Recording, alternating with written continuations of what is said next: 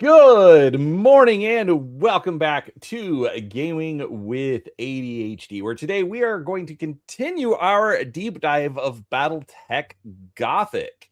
I bet you all thought that we had forgotten about this and just decided that we wanted nothing more to do with it. But no, I'm a glutton for punishment and I like bringing Six World along with me. So we're back. How you doing, buddy?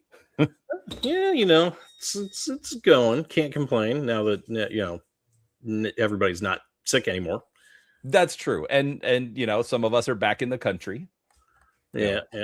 Mainly me, because I left.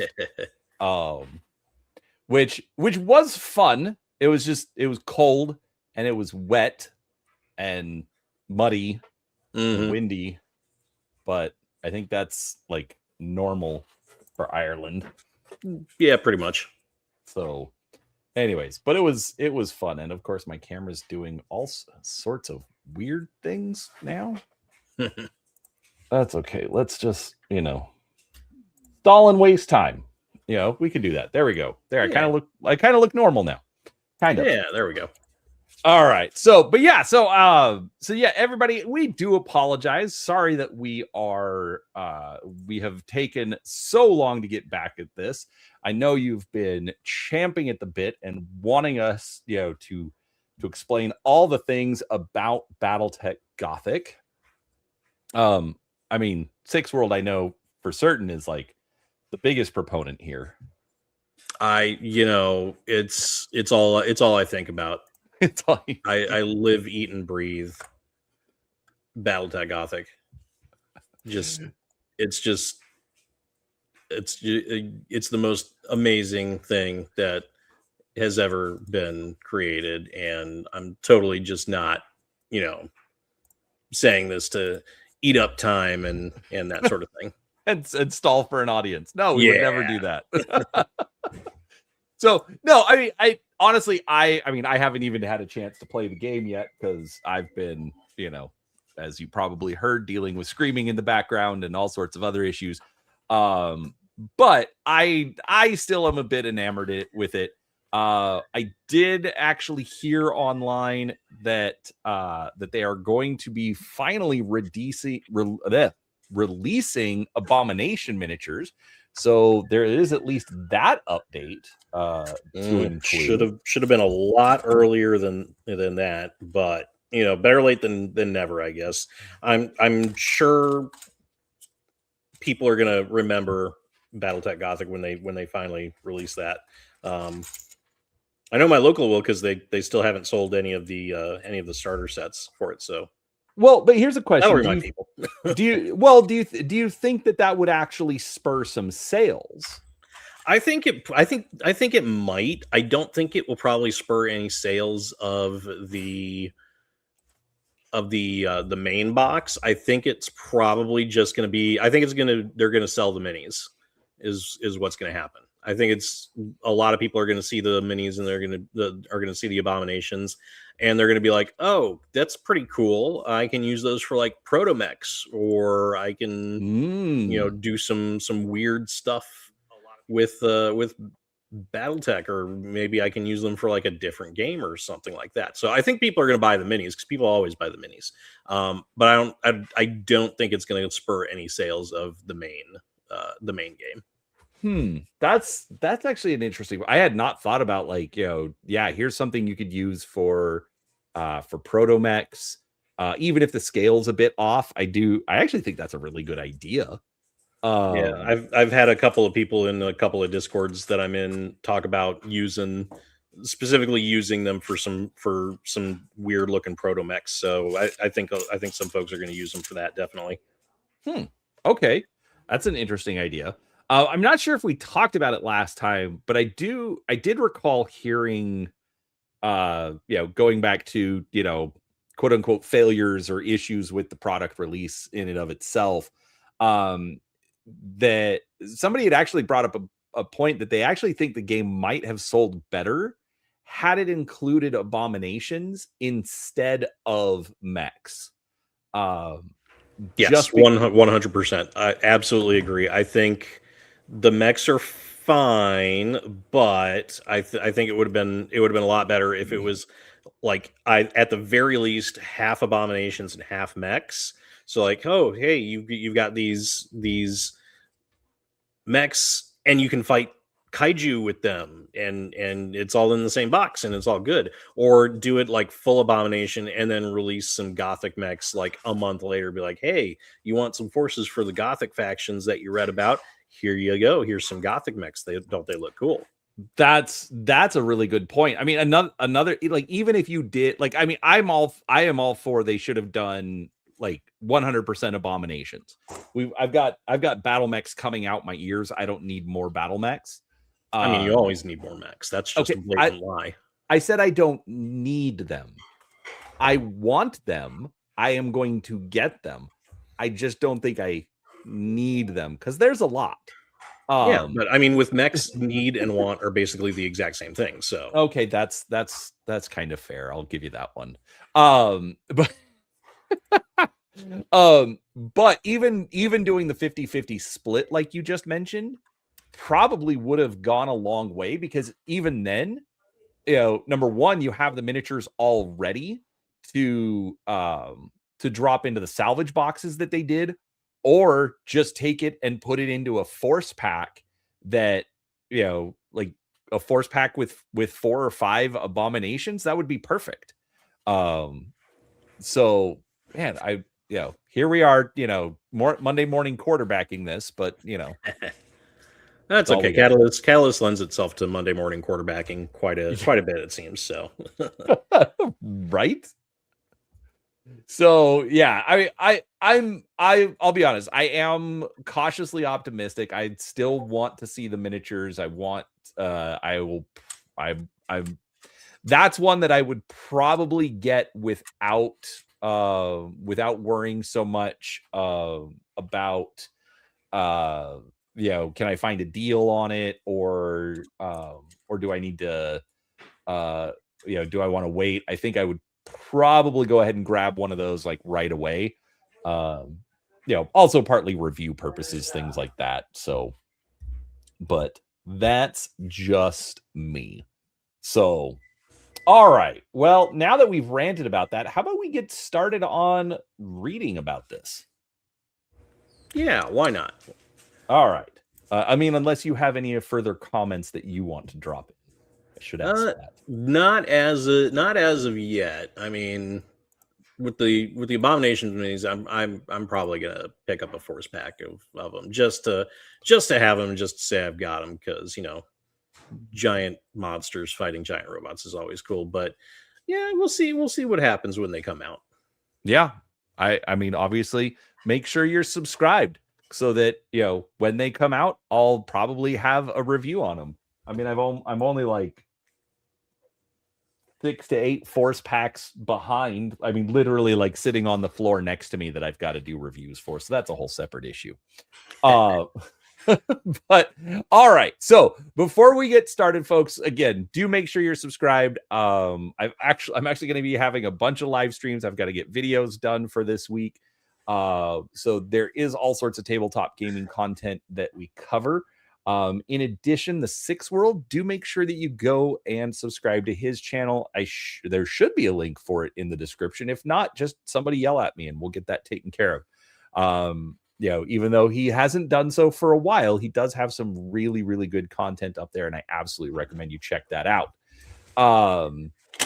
And so just so everybody also knows what we are doing a read through of the rule book. I've already done a read through of Battletech Game of Armored Combat, and so some of this does repeat information. It's not anything new. So you're probably wondering, why am I covering Battletech Gothic?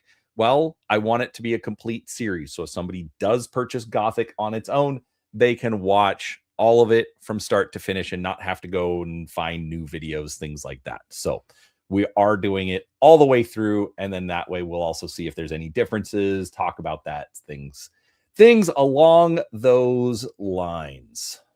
So now that I've ranted all of that, how about we finally get going? All right. Combat. So obviously, Battletech, first thing you're going to do is you're going to move your mechs, or after initiative, you're going to be moving your mechs around. Next thing you're going to do is then you're going to start, shooting at each other, wailing on each other, whatever it is. So that's what we're talking about today. So after all players complete the movement phase, mechs engage in combat. Battle mechs use two forms of combat: weapon attacks and physical attacks. Weapon attacks are made in the weapon attack phase using ranged armaments such as missiles, lasers, and autocannons. For physical attacks, each mech has a variety of options, most of which rely on a mech's own weight to inflict damage. What is a target? The target of an attack can be almost anything, even if the result will not inflict damage. For example, by firing at an empty hex, a player can expend unwanted ammunition. Regardless of the target, all effects of an attack must be taken into account: ammunition used, heat generated, multiple target modifiers, etc. A player can never deliberately target a friendly mech. All right, two things here. Number one, am I just an idiot and never realized you could fire at an empty hex? Or has that always been there? No, that's always been a thing. Because you've got weapons that can actually like affect an empty hex. Like if you got like smoke LRMs or something like that, they can you can target like an empty hex and like put up some smoke there. Or if you got like Inferno missiles or something like that for SRMs, I believe there's actually rules where you can target like forest hexes and light them on fire purposely. And I think you can also target empty hexes with like artillery barrages and that sort of thing. Okay. I mean, well, and I mean for artillery, that seems different. That seems different enough that allow that. But like for a general rule targeting it, why, I don't know why my brain is stuck on this. Of course, then the other question is unwanted ammunition. I'm not like, why would I not want my ammunition? Well, if like, for example, you're playing intro tech and you've got a mech that is going into combat, and you've got like maybe you've got way too many LRMs, or you've got the Warhammer variant that has the 200 rounds of machine gun ammunition in its chest. You can like just either waste the ammo or just dump it. So that way you don't have anything weird happen, like a Mercury sneaking up behind you, getting a lucky through armor crit, and detonating your machine gun ammo. Not that I've done that before. In the past month, at least. Well, yeah, no, it was a while since I did it, but it was fun. Yeah, no, I don't recall any rules for like, like split ammunition, so like, okay, I'm trying to get rid of, this particular loadout to get to, a normal loadout, or specialty loadout, things like that. I don't know. Anyways, man, I am hyper focusing on too many of the wrong things at the moment. So, all right. Line of sight. Normally, an attacker needs a clear line of sight to its target. A straight line running from the center of the attacker's hex to the center of the target's hex defines the line of sight between two mechs. Any hexes through which this line passes lie along the line of sight, even if the line barely touches the corner of a hex. The hexes containing the attacking and target mechs are not considered when determining line of sight unless either mech is completely underwater. Line of sight is always mutual. If you can see a target, that target can see you. You can check for line of sight before declaring an attack. Adjacent mechs in adjacent hexes always have line of sight to each other unless one mech is completely underwater and a mech in an adjacent hex is not. All right, so we've obviously got our example here. This is a little bit extreme because you've got, this one line going straight across, but then you've got another one going down here. Essentially, if it ever does go straight along, like hex dividing lines, you do have to pick one of the alternate paths, and I think it gets into that in just a couple of seconds. Because obviously there's different trees and stuff that will affect the line of sight. So Yes, see, it talks right here. We'll get to that. All right, indirect fire. LRMs may be fired indirectly as long as a valid line of sight does not exist to the target. Although when we get to the indirect fire rules, you will see that you do have to have somebody that can see it. And line of sight exactly between two hexes. If the line of sight passes exactly along the line separating two hexes, the target mech's controller decides which of the two hexes lies along the line of sight. If a target is not controlled by a player, randomly determine which of... Oh, the target mech's controller. I read that and I didn't compute it. Okay. If a target is not controlled by a player, randomly determine which of the two hex sides the line of sight lies along. In both cases, this line of sight is used for all attacks between the attacker and that target for the rest of that turn. This choice is also used when determining attack direction. So basically, you can't say, oh, I'm going to make him use the hard line and I get to use the easy line. So, pick one. Exactly. And that's it. All right. Tell us about levels and height, Nate, or Six World. Well, let me, hold on. I got to pull up my PDF copy because I wasn't ready. Okay. Levels and height. Mechs, trees, hills, the ground, almost everything has a level representing its height. Levels are a vital part of determining line of sight. LOS level, a mech's current height plus the level of its underlying hex is known as its line of sight level.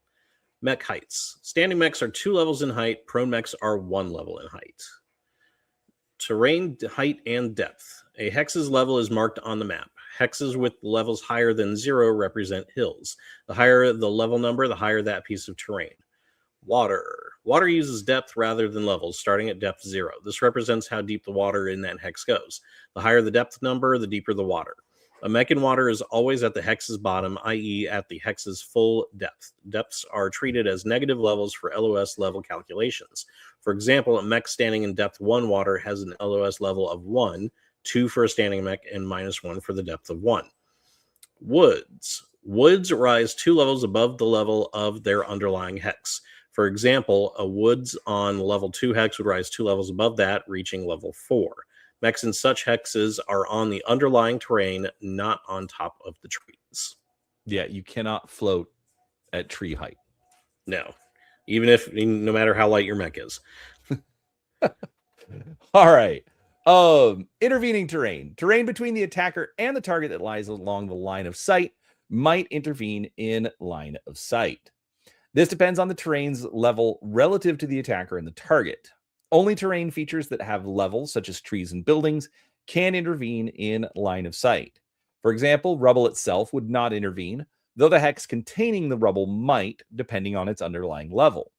Terrain along the line of sight between 2 mechs intervenes if the level of the terrain or feature is equal to or higher than the line of sight levels of both mechs, or the level of the terrain or feature is equal to or higher than the attacker's line of sight level and adjacent to it, or the level of the terrain or feature is equal to or higher than the target's line of sight level and adjacent to it.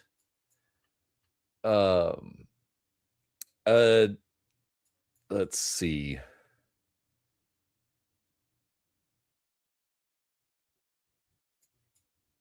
My ADHD is hitting hard today and I'm not focusing, and I want to make sure I've got all of this. Yeah, essentially you just have to be careful, calculate it. Just remember mech is 2 levels high. Yeah. Yes. Everything else gets pretty easy from there. Yep. All right. Effects of intervening terrain. Again, intervening terrain does not include the hexes either the attacker or target are standing in. So this I didn't. Okay, well, I'll get to it in just a second. Intervening terrain has the following effects on line of sight. Hills. 1 or more intervening hill hexes block line of sight. Partial cover. While partial cover conceals part of a mech, it does not block line of sight to that mech. Water. Intervening water blocks line of sight in these rules. Woods. 3 or more points of intervening woods blocks line of sight. Light woods is worth 1 point, and heavy woods is worth 2 points. All right, this is where I am slightly confused. Okay, because the way that we play it, the woods that the mech is standing in does count for calculation. Yes. Because according to the rules here, intervening terrain does not include the hexes either the attacker or target are standing in. So would that counteract it? Or are we going to get further clarification as the rules continue? We might get further clarification. I know the way I've always played it is the woods that you're standing in does count. But it's probably one of those it might also be just one of those things where it's just a house rule that some people use, and maybe we're not actually playing it the right way. Well, see, folks, and this is why we still read the rules, even though we think we know them. All right. Okay, I'm not reading this footnote that talks about all of these different examples, because it essentially shows the same thing. You've got light woods, heavy woods, so 1, 2, 3, boom, B can't shoot. C can't shoot because 1, 2, 3.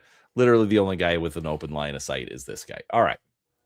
Intervening mechs. Intervening mechs have no effect on line of sight or attacks. I think the reasoning behind that is because the mechs are in motion. That's fair. Okay. Yeah. So even though there might be a mech in between you and your target, that mech isn't necessarily going to block your line of sight because that mech's moving along with it's moving. Else. It's not 30 meters across. It's exactly. It's moving, and it's not going to take up the entire hex necessarily. It's just going to take up a part of that. Right. Yeah. Woods, that's going to take up all or most of the hex and that sort of thing. Yeah, and in my head, it's like, no, enemy mechs are always going to interfere with the line of sight, but no, according to the rules, they don't, and that makes sense. Okay, yep. So yeah, I've read this all before, but it does not hurt to read it again. All right, last one: water hexes. A standing mech in depth 2 or deeper water is fully submerged. This blocks line of sight to and from the mech in that hex, except for physical attacks. Is that even if the attacking mech is submerged?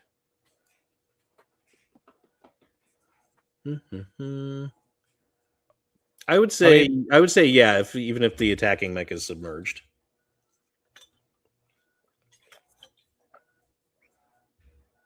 All right. I've got it.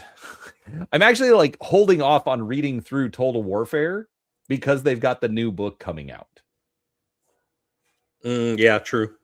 So, all right, we will, folks, come back later. We'll dive into this more because after 30 years, you think you know something. So, it's one thing playing it for 30 years, and it's another thing like actually reading the rule book, because I'd wager a lot of old school Battletech players have not read the rule book like cover to cover necessarily. We just we're taught how to play like the basic rules, and then we read the stuff that we want to add. So that's probably why things look weird when we're reading it. Yeah, exactly. So, all right, tell us about firing arcs. Firing arcs. If an attacker has LOS to its intended target, the attacking player then checks the firing arcs of their mech's weapons to see which weapons can hit the target. There are 4 firing arcs as shown on the firing arcs diagram at right.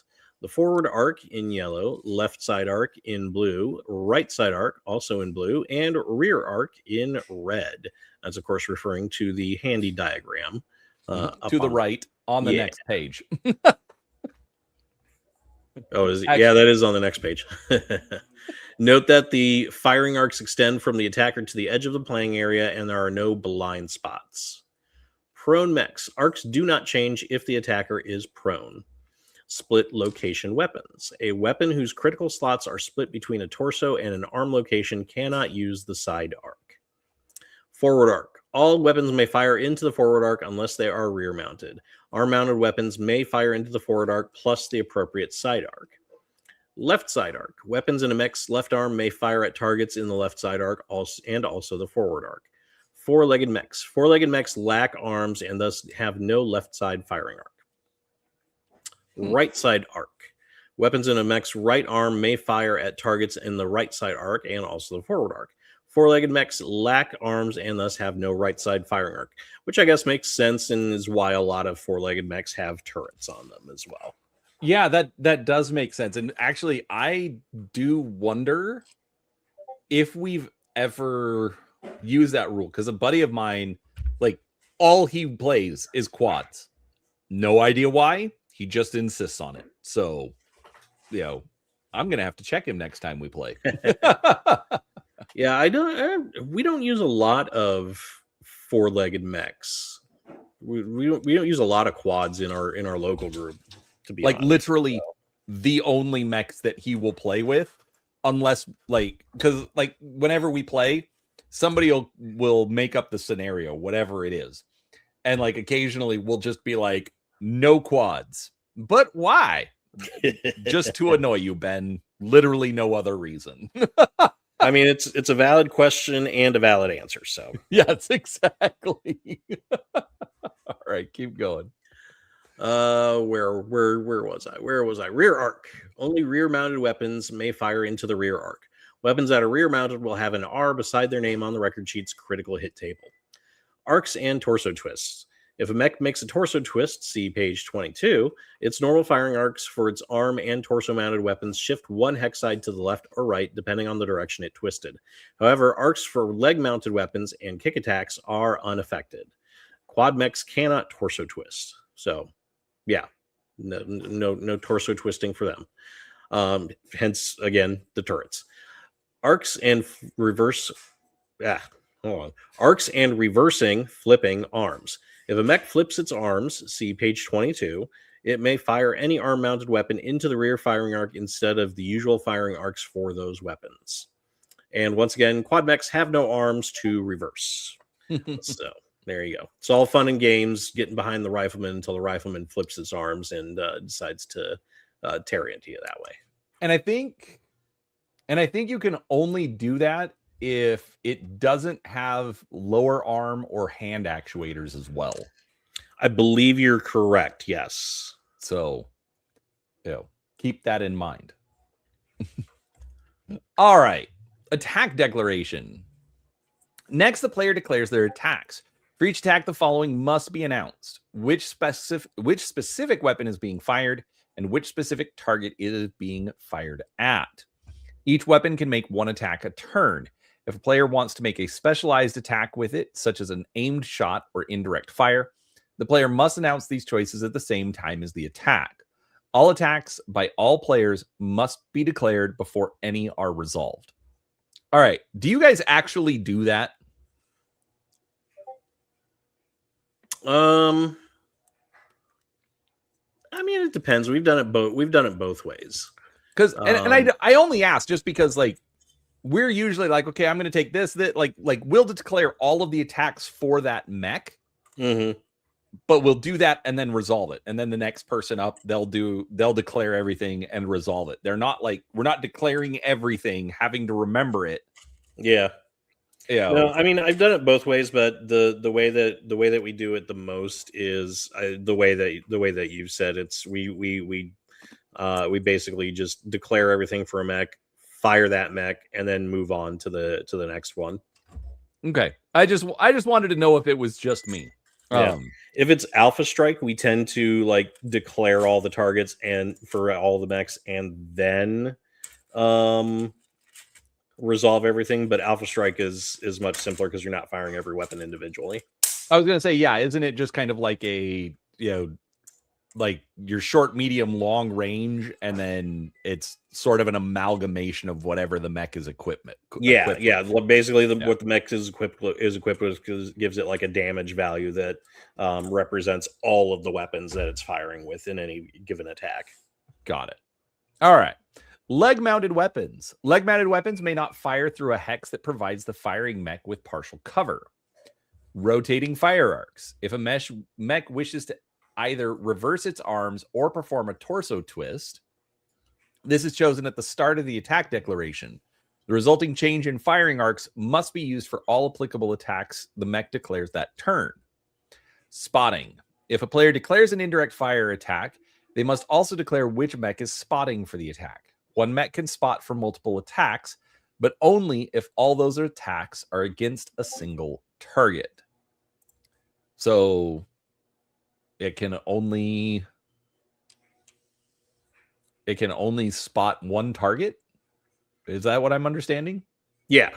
Okay. Yeah. So if you got a mech that's acting as a spotter, it can only spot one target, but everybody can fire at that one target. So if you want to fire at multiple, if you got two archers behind cover and you want them just to, both make it so that somebody really has a bad day, they can just both fire on one target indirectly. Or if you got, I want this archer to fire at this guy and this archer to fire at this guy, you just got to have a spotter for both.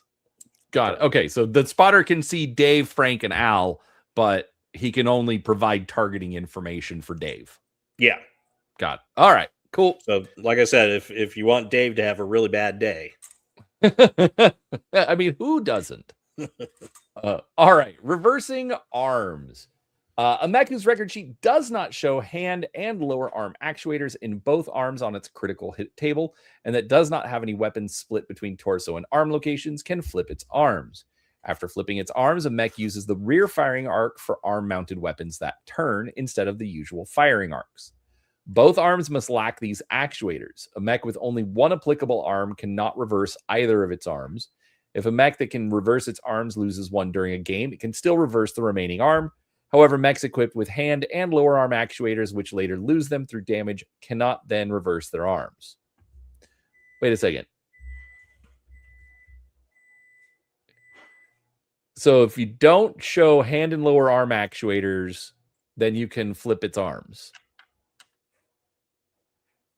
Oh, okay. I see what it says. I'm like, why does this matter? This part about the hand and lower arm actuators. It's just saying if you lose them during play, you can't then flip your arms because now you no longer have them. Okay. Yeah, because your arms were not designed to be flipped regardless of whether or not those actuators get blown off.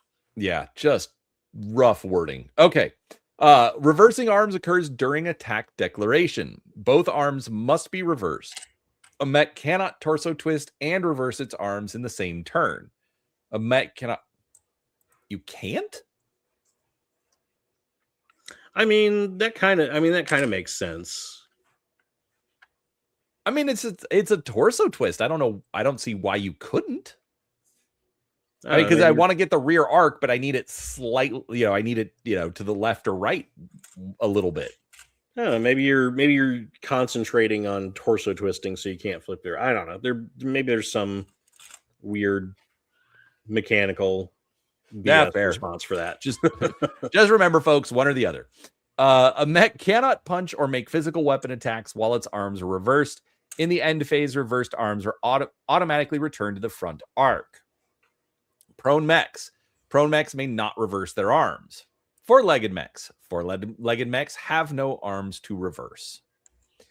All right, and torso twists. As part of each mech's weapon attack declaration, a mech can rotate its torso one hex side to the left or right while keeping its feet pointed straight ahead.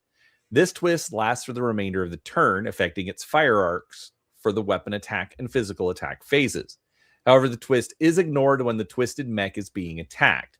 A twist does not change how the twisted mech takes damage. Which I kind of get, but just as far as simplicity's sake, but if I'm twisting, I would think that I'm rolling on either the side or the I guess one of the side arcs. I guess the reasoning for that would be yes, you're twisting, but it's not twisting enough. Like it's not turning you enough to affect that. Right. And technically it's all happening simultaneous. So maybe the shot hit you before you did the twist, something like that. To me, this is literally just a, we want to keep it simple kind of a thing. So makes sense to me. Which all you don't see often in Battletech, but what Battletech? Why would they make it simple? We have, what is it? 8 rule books of not making it simple.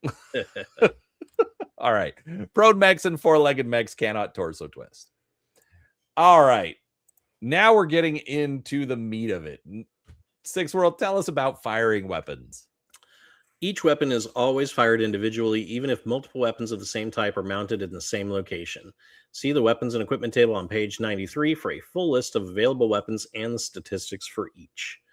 Making the attack. When making an attack, use the Gator sidebar, see page 23, to create a final target number. Then roll 2d6 to see if the attack hits the target. If the result is equal to or greater than the modified target number, the attack hits. If the modified target number is greater than 12, the shot automatically misses. Rolling a 12 does not result in an automatic hit. If a player determines that their mech's declared attack will automatically miss, they can choose not to make the attack, though another target may not be chosen in its place that turn. So you just gotta be sure that you can hit what you want to shoot at before you declare it. If the modified target number is 2 or less, the shot hits automatically. Resolution order. The attacker chooses the order in which they make attack rolls for all of their mech's declared attacks. From turn to turn, the attacker can change this order. All right. Base target number, gunnery skill. The base target number for a weapon attack is equal to the attacker's gunnery skill rating. See skills, page 7, and see the warrior data section of your record sheets for that. And then I'm guessing it's going to get into the whole Gator. Oh, yeah, it's going to right here. Get into it a little bit. All right. Which Gator, the first, I'd seen it before, but it didn't make a lot of sense. But when we did the Game of Armored Combat read through, Gator actually does make a lot of sense. So it's something easy to remember, folks. So if you're gonna play it, don't be afraid to memorize it. Yeah, it's one of those things that when you first look at it, you're like, oh my gosh, it's so complex and everything, but it's really not too bad.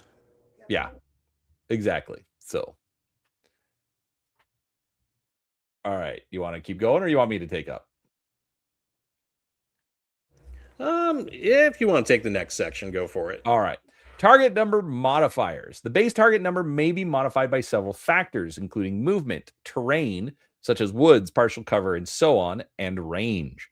All modifiers are cumulative. Let's see here. All right. Attacker movement modifier. The attacker's target number is modified by their own movement using the values in the attack modifiers table. The attacker's movement modifier is based on the movement mode it used in the turn, not the actual movement points expended or the distance moved. So if you're using movement dice, as it says here, the color of the movement die on the mech, not the number. So they talk about using red, white, or black dice to measure movement. There are actual companies, which mine are downstairs. They actually make dice that are color coded and then have most of the movement modifiers on there. So I definitely would recommend checking those out. You could literally just go to Amazon or your fine local gaming store and just search for Battletech movement dice and find them. They're not difficult to come up with, but they do make it really easy.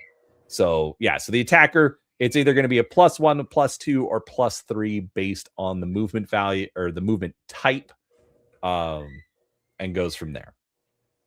All right, target movement modifier.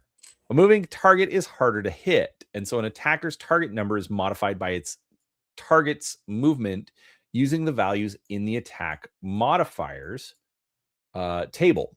The target movement modifier is based on the number of hexes traversed by the target this turn, not the number of movement points it spent. So in this case, the number on the movement die, not the color. If the target moved both backwards and forwards in the turn, base the target movement modifier on the number of hexes moved from the hex in which the mech last reversed its movement. For example, if the target moved backwards 3 hexes, then forward 2 hexes, the target movement modifier would be based only on the final 2 hexes of movement, resulting in a target movement modifier of 0. If a target jumped this turn, an attacker must also apply a +1 modifier to the attack's target number, in addition to the modifier for the number of hexes the target moved. And finally, prone mechs, target movement modifiers apply for the whole turn, even if a mech drops to the ground or falls that turn. So, just simple thing to remember for the attacker, it's a +1, a +2, or a +3 based on the type of movement. For the target, it's what is the upper bound on that? My rule books are just a bit far out of reach, but I want to say it can get to like a +7 or a +8. Yeah, it can get pretty high if you're moving fast. There's not too many mechs that are gonna get up there, but there's a couple that can move pretty freaking quick. I'm actually gonna see if I can find my one of my reference sheets, and see if I can figure out how high it can go. So I'll be right back. But the key to remember is it is the number of hexes moved, not the number of movement points spent. So you could have a movement value of 10, but you only move 8 actual hexes, and so the 8 is the actual important number, not the 10, even though you used all of your movement points. Just remember that. All right. While Six World is looking for that reference sheet, let's go ahead and keep going. All right. So next we have O. So we've got the G is for gunnery, A is for the attacker's movement modifier, T is for the target's movement modifier, O is for other modifiers, such as the damage modifier. The attacker's target number may suffer additional modifiers for damage to its arms or sensors, as discussed in critical hits. Lower arm actuators. Mechs whose record sheet did not come with lower arm actuators do not suffer actuator damage modifiers to weapon attacks, though the absent actuator still affects physical attacks. We'll get into that in a little bit. Lower arm actuator or heat modifier. The attacker's target number may suffer a modifier due to its heat buildup, as discussed in building up heat. The heat data section of the record sheet summarizes this. The heat modifier never applies to physical attacks. So basically, heat is affecting your targeting computer. That's why it's going to throw that off. All right, immobile target modifier. Attacks against an immobile target apply a -4 target number modifier. The most common immobile targets are mechs which are shut down, missing all 4 limbs, or possess an unconscious mech warrior. Do not apply this mech modifier unless the rules specifically state a target is immobile, even if it has 0 MP. Aimed shot, this specialized attack can be declared against immobile targets. So key to remember there is immobile does not equal stationary. Immobile literally means the mech cannot move. Like it said, the mech warrior is unconscious, or the power plant is shut down. There are no legs or arms to actually move the mech around. So in those cases, it is immobile. It cannot move. You're going to get a bonus to it. But just because I chose not to move my mech that turn, well, technically it's still moving around a little bit within its hex. Maybe it's turning the torso, maybe the mech warrior is looking around, things like that. So it does not count as being immobilized for those factors. All right, what'd you find out, Six World? Okay, so I couldn't find my sheet, but I did find it online. Okay. So I just used the power of Google. So if you move 0 to 2 hexes, your the target modifier is 0. Or if your target moves 0 to X, the target number is 0. 3 to 4, it's 1 plus 1. 5 to 6, it's plus 2. 7 to 9, it's plus 3. 10 to 17, it's plus 4. 18 to 24, it's plus 5. And 25 hexes or more, it's plus 6. Okay. Oh, so that's less variables than I thought, but it looks like it's on an exponential curve. So yeah, and then if you jump, it adds plus 1. Right. So if you jump 25 hexes, you got a plus 7 modifier. I'm not sure it's possible to jump set 25 hexes. I don't think there's any mech in the game that can jump that far. There's a couple of mechs that can I don't think there's like run 20 plus hexes. I don't think there's enough critical spots to put that many jump jets. Yeah, probably not. No, stuff moving like that fast with 25 hexes, you're probably going to be looking at like probably some hovercraft or like Savannah Masters and that sort of thing, or like VTOLs or even aerospace fighters. Locust with triple strength Milmers or Mask, something. Yeah, those are going to move fast. Also, the Roadrunner is a speedy little mech. I think it runs at like 22 hexes or something like that. I have a couple of those. Yeah, I've got one. I've never used it, but did you know it's only 15 tons? Yes. And if it gets shot by pretty much anything, it's dead. Right, exactly. it barely survives, but anyways, all right. Tell us about the multiple targets modifier. All right. Well, hang on. Let me follow along here. All right.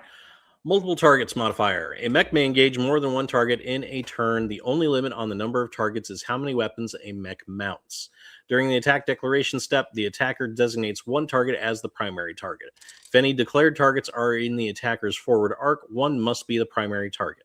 If the attacker is declaring attacks only against targets in the side and rear arcs, they may choose any of them as the primary target. All targets other than the primary target, no matter how many, are secondary targets. Against secondary targets in the forward arc, apply a +1 target number modifier. Against secondary targets in the side and rear arcs, instead apply a +2 modifier. These rules apply regardless of where the weapons are mounted. For example, a mech with 3 medium lasers in its right arm fires 1 medium laser at a target in its front arc and designated as the primary target, and the second and third medium lasers at separate targets in its right side arc.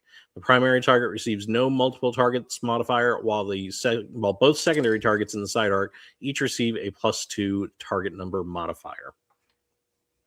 Multiple firing arcs. Though torso twisting, a mech with both upper body and leg-mounted weapons may have 2 forward firing arcs at once. Regardless, a mech may only have 1 primary target each turn. And then physical attacks. The multiple targets modifier never applies to physical attacks. Probably because I don't know if you can do physical attacks against more than one mech. I don't think I've ever tried that.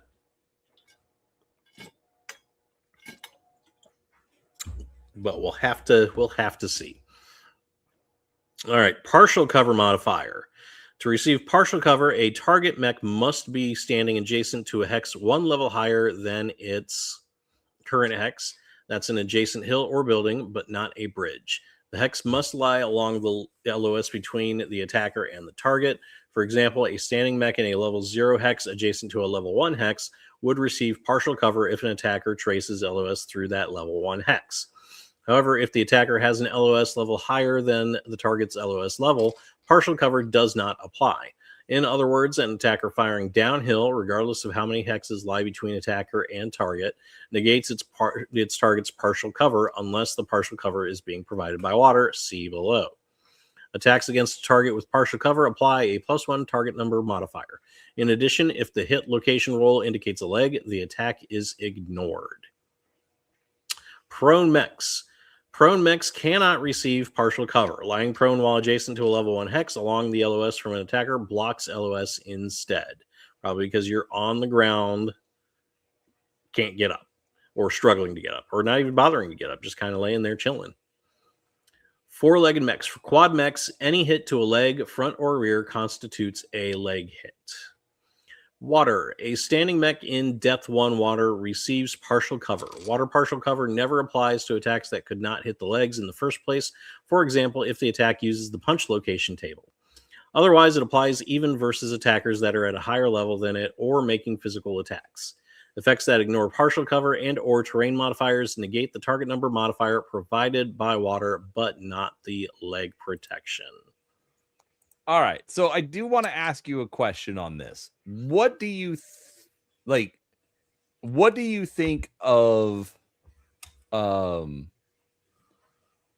current partial cover rules? Because remember, like way back in the day, it used to be like, if you had partial cover, then you would roll on the punch location damage table. Yes. But what is your opinion on the change where that if you have partial cover, basically leg hits are ignored? I mean, it kind of simplifies things, and honestly, it probably makes more sense than rolling on the punch table.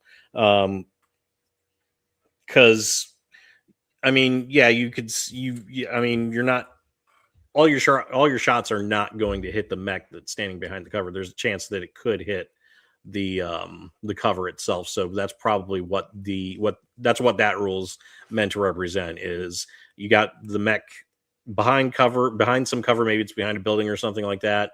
Maybe your shots go low and they end up hitting the building instead of the mech. Right. And I completely agree with you. I just wanted to get your opinion because Max Liao from Legion of Myth like absolutely despises that rule. It's like, no, this actually kind of makes sense. So anyway, yeah, I mean, I can see the argument against it because it kind of creates a feel bad moment if all of your attacks hit the legs. That it just means you whiff everything. But also, like it is a rule change that makes sense. It's not like just out of nowhere. Well, sure, but to like, oh well, all of your stuff whiffed and hit the legs. But I mean, that's like the same, like it's almost the same argument for, oh well, you lucked out and managed to get a headshot with your PPC. Mm-hmm. So anyways, not important. I just wanted to get your opinion on that one. So, all right, let's take a look at terrain modifiers. Terrain can affect the probability of a successful shot by forcing the attacker to account for intervening land features and partial cover. For line of sight purposes, intervening woods modifiers in excess of +2 always result in line of sight being blocked. Death from above. This attack ignores terrain modifiers. Light woods add a +1 target number modifier if the target occupies a light woods hex. Apply a further +1 modifier per hex of light woods intervening between the attacker and the target. Okay, so here it specifically says if you're standing in woods, there's a +1 target modifier. Mm-hmm. Which almost directly contradicts the previous rule of whatever you're standing in doesn't count. Yeah. Okay. I guess it does. It's saying it doesn't count for purposes of like blocking the shot totally, but it does give some cover, which it doesn't really make a whole lot of sense. Well, but remember, because like with the woods, as intervening woods modifiers in excess of +2 always result in line of sight being blocked. So so then that's another question. Does the +1 from the light woods you're standing in count as intervening, or is it just 3 light woods between you and the attacker that would then contribute to that? So you could be in a light woods and say behind three more light woods, or a light woods and a heavy woods, but still be able to be it. All right, do you see where I'm going with that? Yeah. Yeah, no, it is. It is a little contradictory and a little confusing. I think it's one of those things that groups are probably going to have to work out on their own and like find a solution that works for them. I mean, so how do you run it? Do you run the woods you're counting in counts as one of them? That's the way we usually do it. Yeah. Okay. That's the way we do it as well. I just, reading through, I'm now seeing some contradictions, so I just wanted to get a second opinion. Yeah. I mean, it wouldn't be a Battletech rulebook if it wasn't at least a little contradictory. That's fair. That's fair. All right. Heavy woods. Add a +2 target number modifier if the target occupies a heavy woods hex. Apply a further +2 modifier per hex of heavy woods intervening between the attacker and its target. Actually, you know what? I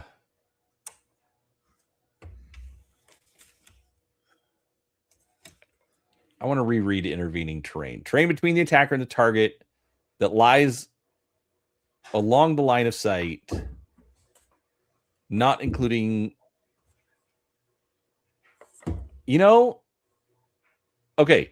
Terrain between the attacker and the target that lies along the line of sight might intervene in line of sight. So not including the hexes occupied by the attacker and the target. So I think we're actually doing this wrong.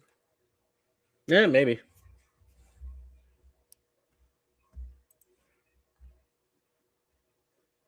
That's very possible. Yeah, because if you look at it, okay, so being in the heavy woods, that's a +2. Apply a further +2 modifier per hex of heavy woods intervening between the attacker and its target. So I think you could be standing in a heavy woods behind another heavy woods. So that's a total of +4 modifier and still be shot at. Yeah. Yeah. By the reading of that rules, yeah, that's probably the way it would work. Yeah. Huh. All right. That's going to change in the net. I am going to propose that to the group. I think we've been doing it wrong. So, all right. Partial cover. Attacks against a target in partial cover receive a +1 target number modifier.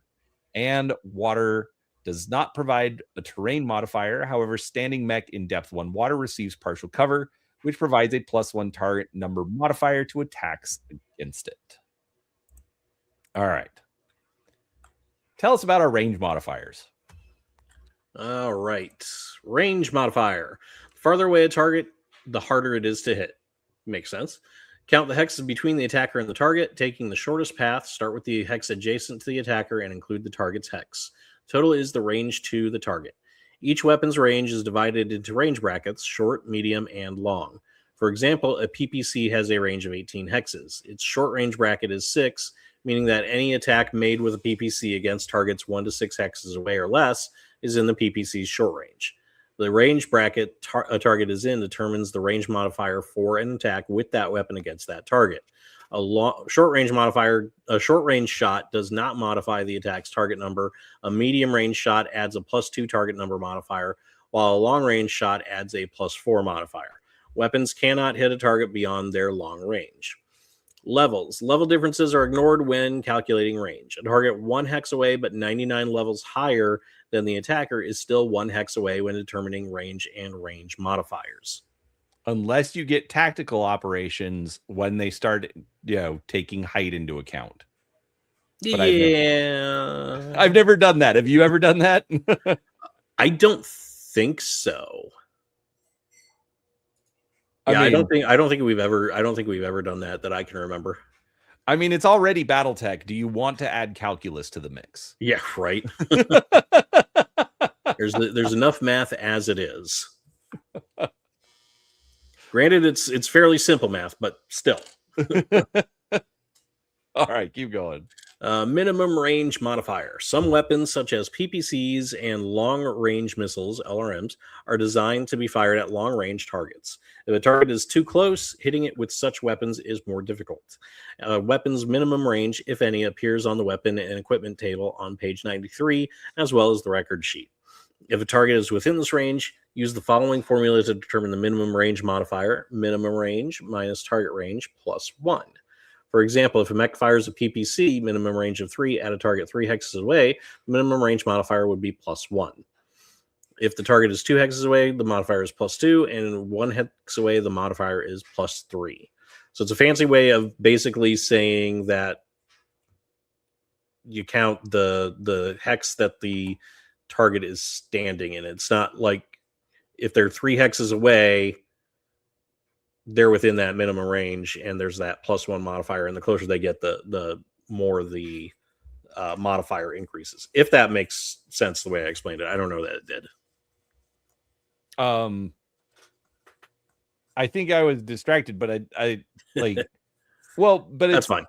Well, no, but minimum range is fine. I mean, like there's not a whole lot of weapons that have it. It's like PPCs, PPCs, LRMs, and that's Gauss rifles. But I think the time frame that Gothic takes place in, I don't think Gauss rifles have been invented yet. That's fair. But yeah, so there's only like 2 or 3 weapons anyways.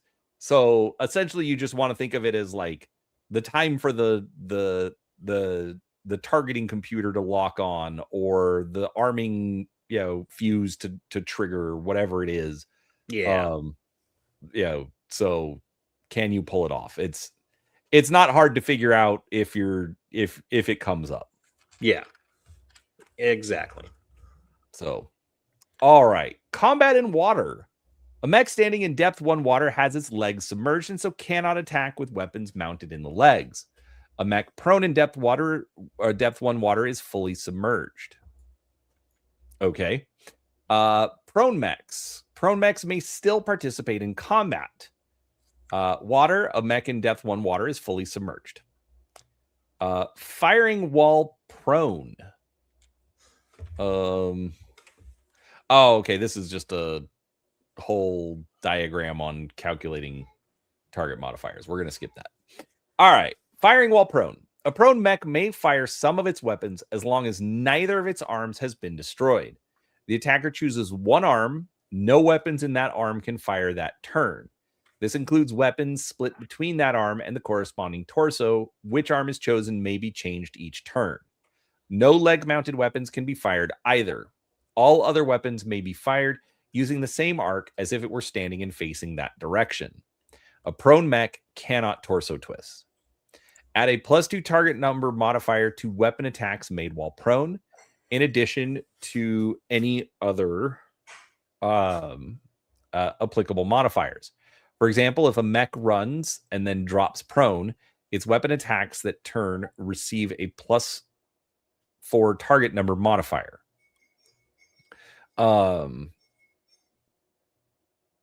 Okay, got it.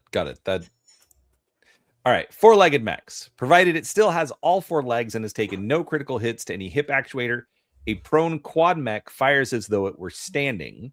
Thus, the +2 modifier for firing when down does not apply, and it may fire leg-mounted weapons. Because that's because the quads can do that weird little like hold down thing, right? Yes. Okay. All right. Attacking prone mechs. A prone mech is an easier target if in an adjacent hex, but a more difficult target at longer ranges. Apply a -2 target number modifier to attacks made against a prone mech from an adjacent hex. If the attacker is not adjacent, apply a +1 modifier. Going prone during a turn does not reduce any modifier gained for hexes moved that turn. For example, if a mech moves 7 hexes and then drops prone, attacks against it by non-adjacent mechs receive a +4 target number modifier. Adjacent mechs would receive a +1 target modifier, +3 for moving, and -2 for firing at adjacent prone mech. Specialized attacks. All right. Tell us about the specialized attacks. Several specialized attacks, such as indirect fire, have their own rules and target number modifiers as outlined below. Aimed shot. Players may announce they are aiming for a specific hit location when declaring a weapon attack, but only against immobile targets. See immobile target modifier, page 23. Missiles cannot make an aimed shot. Apply the -4 immobile target number modifier to the attack unless aiming for the head, see below. If the attack hits, the attacker rolls 2d6. On a 6, 7, or 8, the shot hits the designated location. If not, the attacker rolls normally on the appropriate hit location table and so may hit the designated location after all. This rule cannot be used with physical attacks. Headshots. If aiming at a mech's head, the immobile target modifier is not applied and an additional +3 modifier is added. Partial cover. If a target has partial cover, you may only aim for locations that are not behind cover. Do not apply the target number modifier for partial cover, and if a leg location is rolled when assigning a hit, re-roll until a non-leg hit location is rolled. Indirect fire. Indirect fire allows a mech without a direct line of sight to a target to fire LRM launchers at that target. An attacker with valid LOS to a target cannot fire LRM launchers indirectly against that target. So if you can see the target yourself, you got to shoot directly at them. Another friendly mech must have a valid line of sight to the target. This friendly mech is referred to as the spotter. In order to choose to be a spotter, a mech must not have charged or launched a death from above attack that turn. Any other action is fine. A spotter can spot for any number of attackers against a single target, but can only spot to one target a turn. An indirect fire attack applies the following modifiers. All standard modifiers for an attacker and target movement, terrain modifiers, and partial cover based on line of sight from the spotter, not the firing mech, +1 for indirect fire. Oh, and the next page is that Gator chart table. Actually, the next couple of pages are the Gator table. Yeah, just remember, folks, but it's Battletech. There's charts for charts within charts that are referenced by charts. Yes, chart tech is really what it is. All right. Range modifier based on the range between the attacker and target, including minimum range modifiers. Finally, if a spotter makes any attacks during the weapon attack phase of a turn that it also spots, apply a +1 target modifier to those attacks, as well as an additional +1 modifier to the indirect fire attack. So if you're spotting for somebody, you're gonna have a modifier to your attack because you're doing two things at once, and it's a little tricky to juggle that sort of thing. Yeah, and actually, I just realized because like I was about to say, oh, this would be a case where you would want to have your spotter go first because it hasn't made any attacks then, but this goes back to the rule of all mechs declare all of their attacks before any of the attacks are resolved, because then if the spotter is going to be doing something, then it affects that indirect fire. So yep, exactly. Yeah, and we're still going to be bad at remembering to do that. Aimed shots. No indirect fire attack may be an aimed shot. Makes sense. Partial cover. Damage from indirect fire always strikes the target and not the partial cover, even if it hits the leg location. See partial cover modifier, page 24. The exception is if the partial cover is provided by water. In this case, the indirect fire strikes the water and does no damage. So that's the exception to that rule, is if you're doing indirect fire, it's basically just arcing the missiles up and over any partial cover. So that's why that doesn't count that.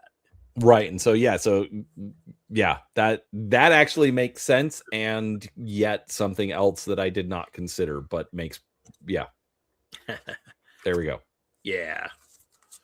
All right. Rolling to hit. Once the player has determined all target number modifiers for the attack, they make a roll to see if the attack is successful.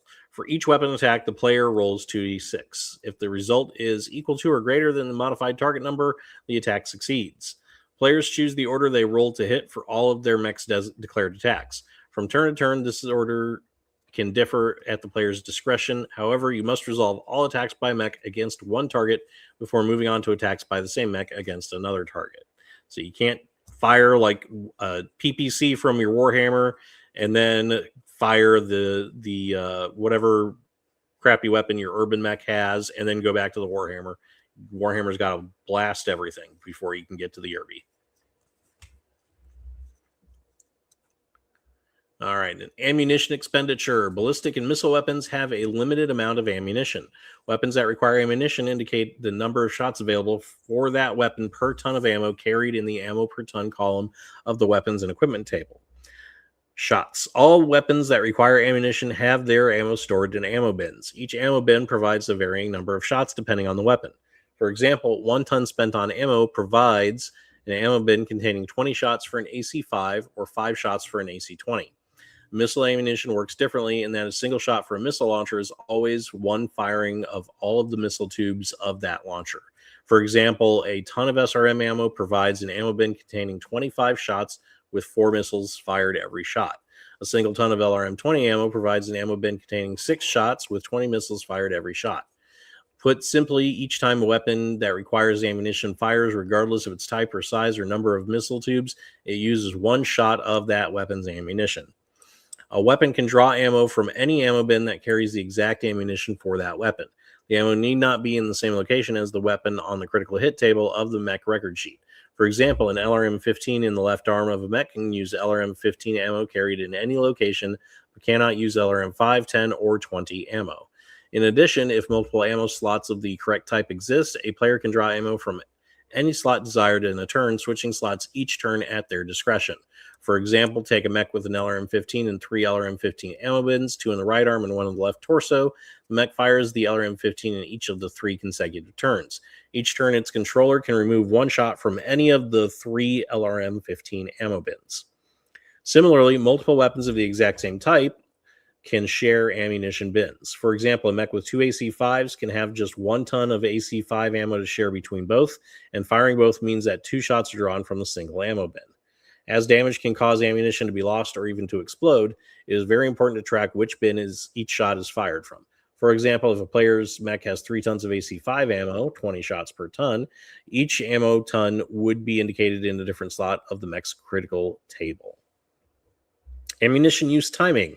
Ammo expended in a turn is marked off when attack declarations are made. Okay. Oh, yeah, there's nothing else to that. Okay. Yeah, no, I'd that actually makes sense. This thing, I'd not thought about this, but the ammunition use timing, ammo is expended in a turn is marked off when the attack declarations are made. Makes perfect sense because you do need to track that. Although outside of like an AC-20, have you ever run out of ammo for a weapon? I've run out of like LRMs and Gauss ammo before. Not very often, but I mean, it does happen. There's some mechs that their loadouts, there's not a lot, or they might have like the Thunderhawk, for example. It's got like 3 Gauss rifles, so yeah, I've run out of ammo for a couple of things before. The real question is, has anybody ever run out of machine gun ammo? Then that sounds kind of like because I think 1 ton of machine gun ammo is like automatically 200 shots, and I even if you fire a machine gun every single turn, there's no way that you can burn through all of that ammunition. Right, exactly. That was kind of going to be my worst case example, but that's also why I mentioned like the AC-20. You get like 5 shots, you know. So yeah, I could, game will easily go 5 rounds, but when you're getting up to 12, 20, I mean, okay, your game is taking a long time if you're able to run out of ammunition on some of those things. So, yeah. The most I've ever run out of ammunition with is like LRMs or like you said, the AC-20s or Gauss rifles or that sort of thing. Yeah, but we have had plenty of ammo explosions, so do make sure you track the ammo because that's important. Yeah, you definitely don't want a full magazine just going up. Yeah, not if you don't have to. All right, let's talk about hit location. When an attack hits its target, the firing player must determine precisely where the attack struck. Hit location is determined by the attack direction and its target's facing.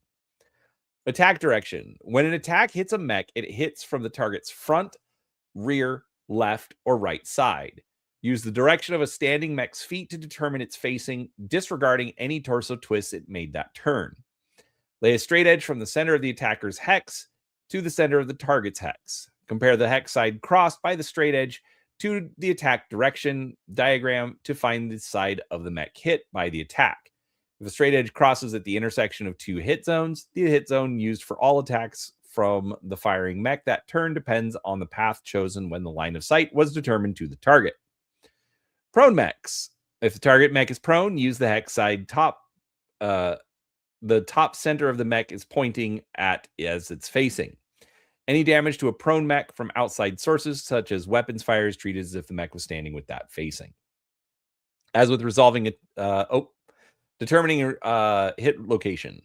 To determine the location of a hit, the player rolls 2d6 and consults the appropriate column of the hit location table. As with resolving attack rolls, the attacker chooses the order in which they determine hit locations. For all of their mechs declared attacks, from turn to turn, the attacker can change this order. It is vital that every hit location roll be made one at a time. If a mech hits with multiple weapons in a single attack, it is tempting to just roll a bunch of dice and so to try to resolve all hit locations at once. This is incorrect, as the order in which attacks hit is very important, even if a mech hits with multiple of that same weapon. This is explained further in the damage chapter. Four-legged mechs. On four-legged mechs, the hit locations that normally correspond to a biped's arms become those of the mech's front legs, while those of the biped's legs become those of the quad's rear legs. All other hit locations are the same regardless of the mech's type. On the hit location table, hit locations that are different on four-legged mechs are shown in parentheses. All right. And look, we have another chart. Critical hit. A roll of 2 when determining hit location creates the chance for critical hit in the torso location rolled, even if the armor remains intact in that location. Partial cover. Remember that if a mech has partial cover and the hit location of an attack against that mech indicates a leg, the attack strikes the cover instead. All right, tell us about missile attacks.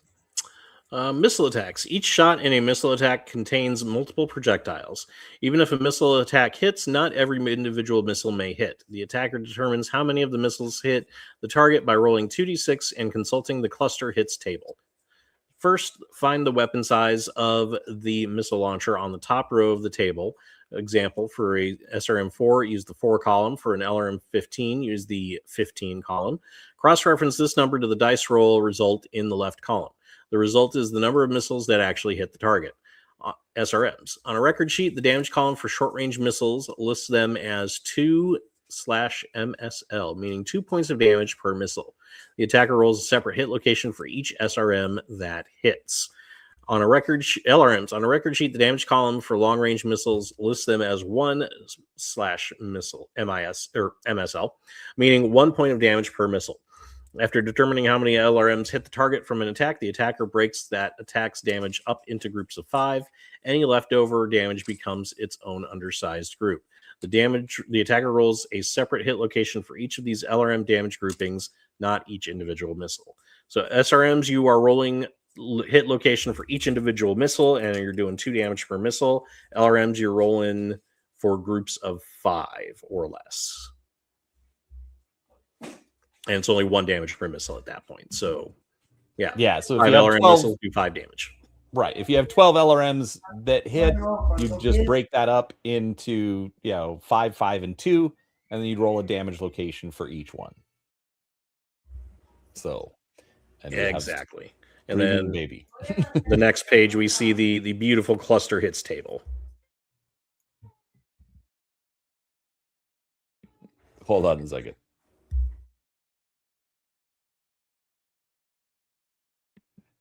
Here, do our damage resolution while the baby cries it out. All right. Damage resolution. Only after all weapon attacks have been made is the damage caused as a result of those attacks applied. As such, damage dealt in a weapon attack phase never affects attacks made that same phase. The attacks are all made before the gameplay effects of damage caused as a result are applied. All piloting skill rolls required due to weapon attacks are made at the end of the weapon attack phase, i.e. after all attacks that phase, applying any modifiers resulting from damage inflicted that phase. See page 57 for details. Once this is done, players then proceed to the physical attack phase. See the damage chapter, pages 43 through 52 for how to resolve damage. Physical attacks, probably some of the most fun attacks you will ever do in Battletech. Physical attacks take place in the physical attack phase. This phase occurs after the weapon attack phase is complete. As such, all weapon fire, as well as all damage and effects from that fire, is resolved before any physical attacks are made in a turn. Mechs can make 7 different types of physical attacks: charging, clubbing, death from above, kicking, physical weapon attacks, punching, or pushing. In order to make a physical attack, a mech must be adjacent to its target unless specified otherwise, and the target must be in a valid arc as described in the rules for each attack. The rules for physical attacks assume that attacker and target are mechs standing at the same level. Special rules regarding different levels or prone mechs appear on page 35. Initiative and displacement. A mech can only be the target of one charge, death from above, or push attack in a turn. If one of these attacks is declared against a mech, it cannot be targeted by any other attack of these types that turn. If one mech's charge, push, or DFA attack would displace the target of another mech's physical attack, the mech with the lower initiative, i.e. the first to move, resolves its physical attack first. If both attackers are on the same side, the controlling players may determine which attack is resolved first. If no valid target exists, the attack automatically fails. Multiple physical attacks. A mech may only make a single type of physical attack in a single turn. Even if a mech mounts 2 physical weapons, identical or otherwise, it may only make a single physical weapon attack. However, when making a single punch attack, a player can punch with 1 or 2 arms. See Punch Attacks, page 40. Okay. All right, let me take over. You read a bit. Okay. Yeah, this I did think was interesting because it's like, okay, so you can only make a single type of physical attack, even if you mount 2 physical weapons, but you can make a punch attack with both arms. Yeah, I'll be honest, I've never actually done that. I've only ever just used the one arm.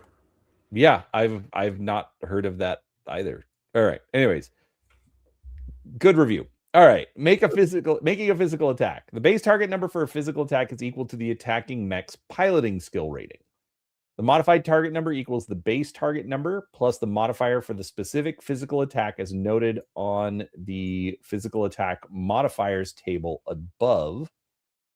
So, yeah, here, again, charts within charts.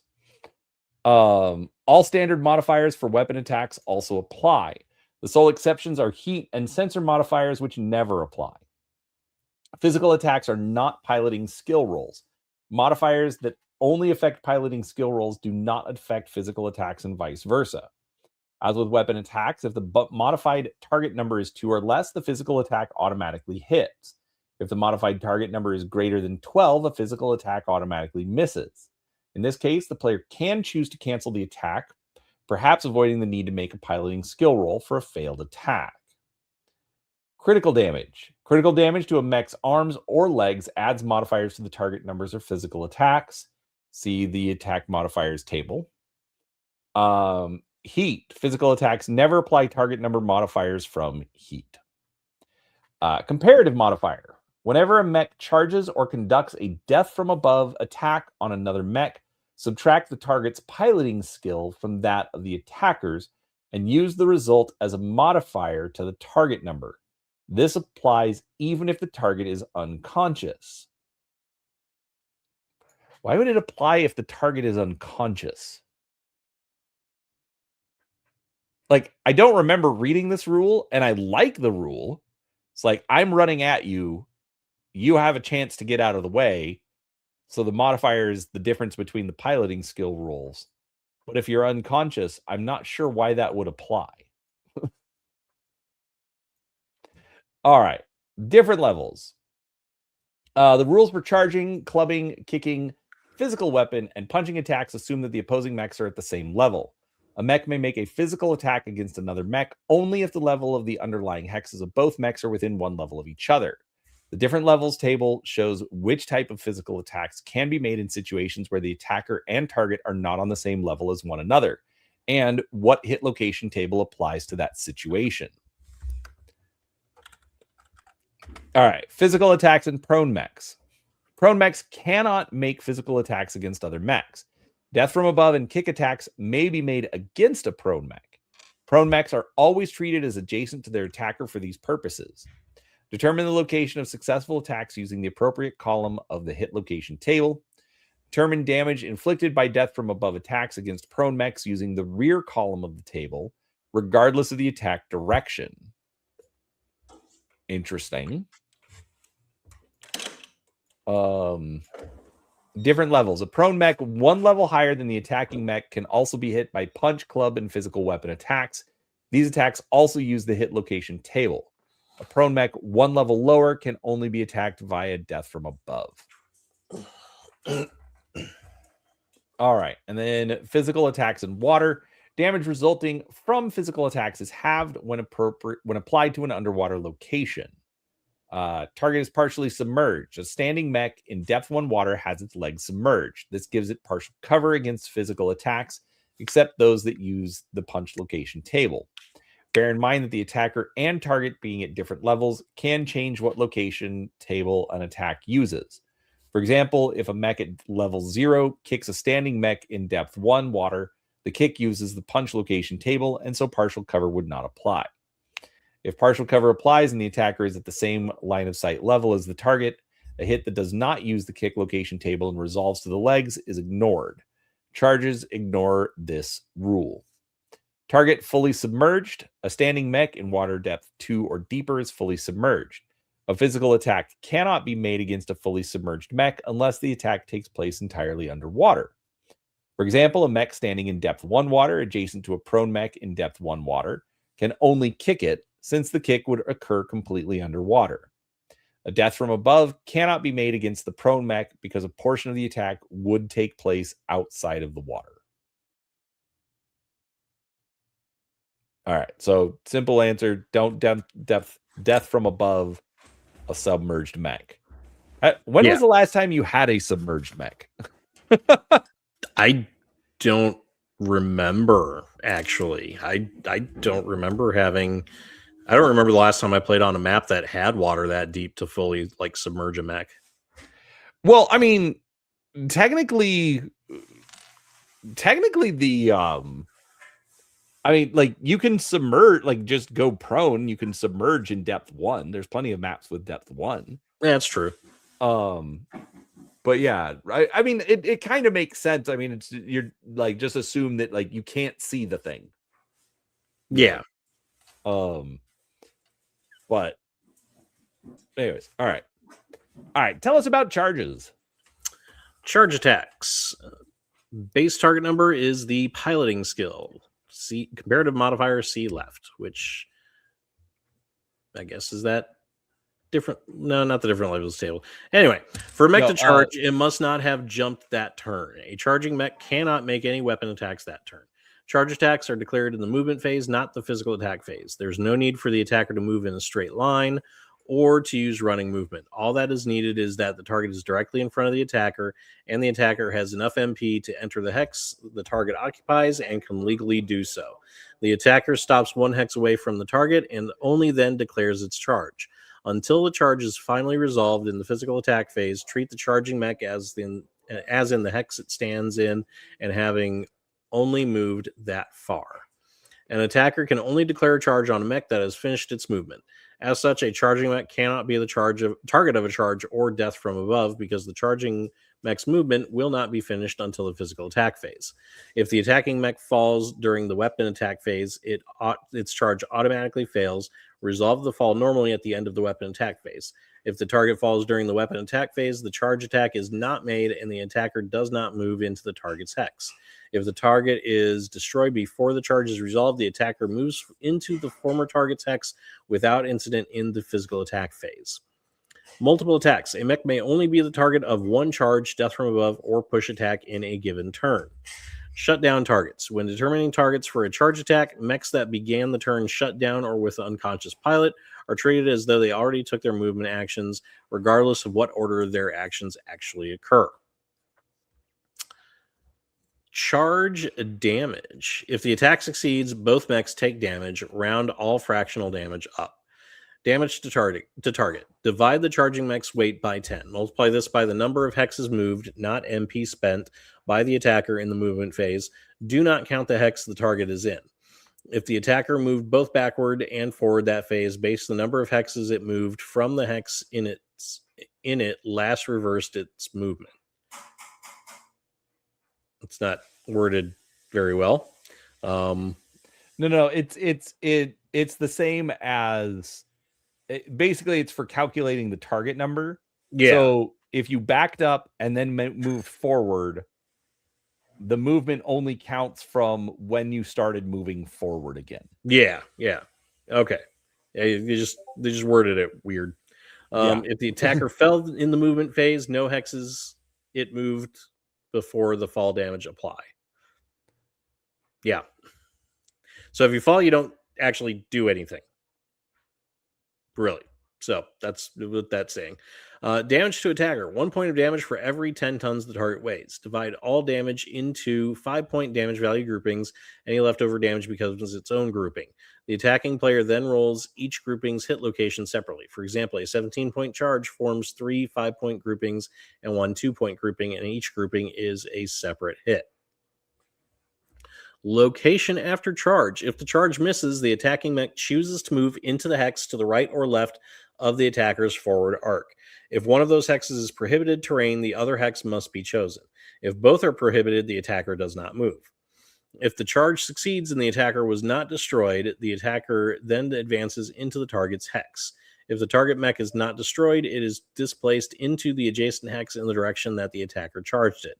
If this displaces the target mech into a hex 2 or more levels lower than its current hex, it automatically falls the full height. Regardless, if a mech is already in the hex it is displaced into, see displacement on page 59.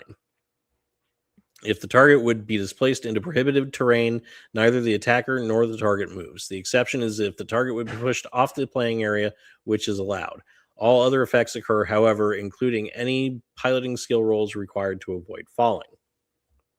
Falls. After any successful charging attack, the attacking and the target mechs must make piloting skill rolls with a +2 target number modifier or fall in the hexes they currently occupy, unless they've already fallen due to displacement.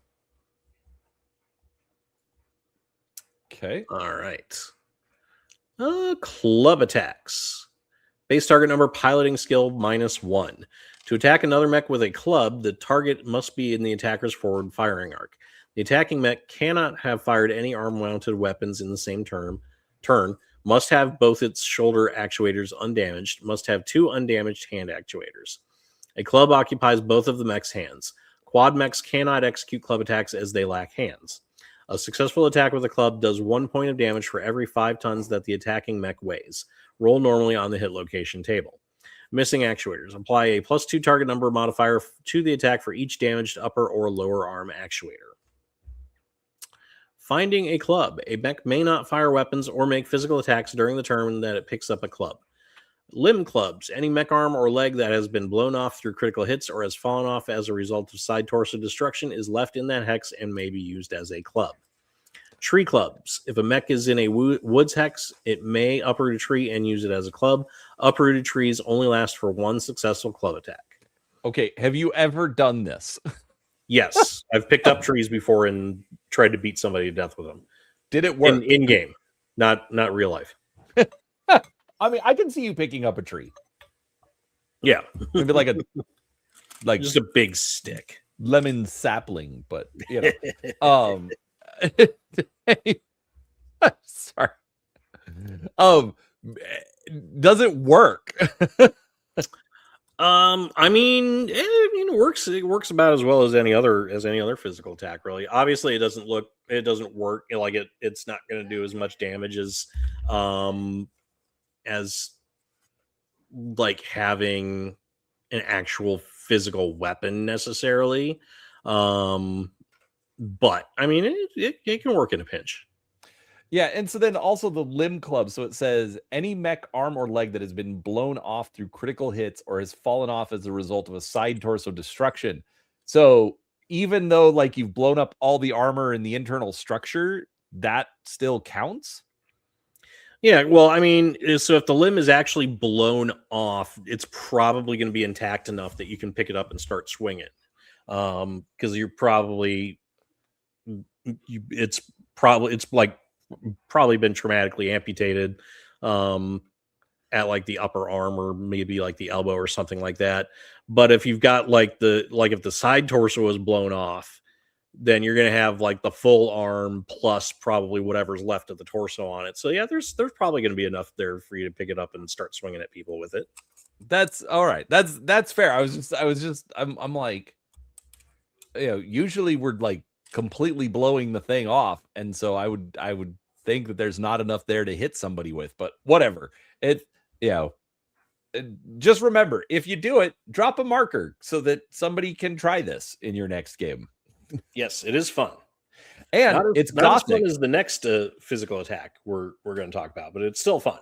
Oh man, I just realized I was about to say that this is Gothic, and so there's Abomination, so you can get like giant fleshy arms too. Yes. I don't think it works that way though, because they don't track damage like mechs. Probably not, but it would still be fun. It would. It really would. All right, let's talk about Death from Above. All right, the base target number is the piloting skill with the comparative modifier. All right, a jump-capable mech can leap onto its target, a risky maneuver that brings the full weight of the machine crashing down on the victim's head. Death from above attacks are declared in the movement phase, not the physical attack phase. The attacker stops 1 hex away from the target and only then declares the death from above. When resolving any action against the mech making the death from above attack between that moment and the time the death from above is finally resolved, treat the mech as in that hex and having only moved that far. It does not actually finish its movement and enter the target hex until the physical attack phase. So, I guess you can move up and stand next to them, and then during the physical attack phase is when you actually execute the jump. Did I read that right? Yes. Okay. You sound very confident. I appreciate that. Well, I mean, I've only done it a couple of times, but it basically works. It basically works like a charge, essentially. Okay. All right. Yeah. The last time I recall doing a death from above was in the Battletech computer game with my Highlander, and then my pilot died. I mean, that can happen. I was the attacker. Yeah, I've had that happen in game before. I had some dude who tried to death from above me and ended up killing himself. Ended up slamming into a wall. Yeah, I was not happy about that. So all right, the attacker spends the usual jumping movement points needed to reach the target's hex, but must have enough movement points available to clear any height requirement. The level of the hex the target is in, +2 if the target mech is standing, as the standing mech is always 2 levels high. For example, to make a death from above attack from a level 0 hex against a mech standing 1 hex away on a level 3 hill would only cost 1 movement point, but the attacking mech would need at least 5 jumping movement points available to make the attack. When calculating the modified, so simple answer, folks, you can only jump as high as the total number of movement points you have. So, when calculating the modified target number for death from above, the attacker must apply the +3 modifier for jumping movement. It is not already included. However, don't apply any terrain modifiers.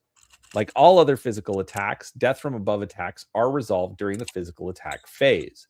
This means the attacker can only death from above a mech that has finished its movement. It also means a mech making a charge or death from above attack cannot itself be the target of a death from above, since its movement will not be finished until the physical attack phase.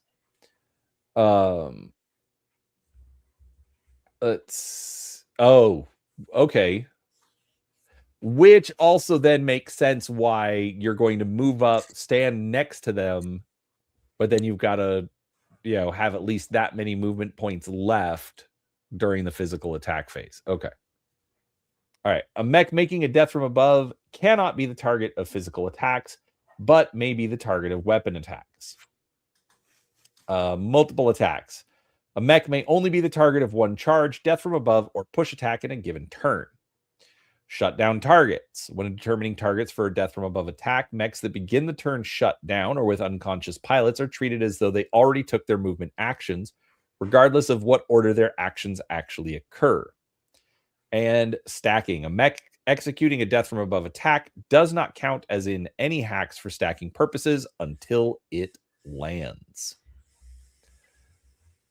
All right. All right, so we've done.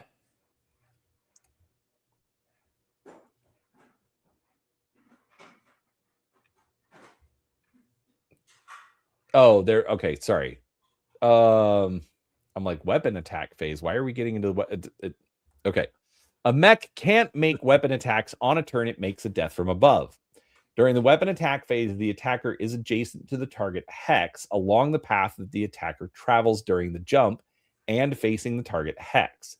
If the path of the jump passes exactly between two hexes adjacent to the target, the attacker must choose which one they occupy.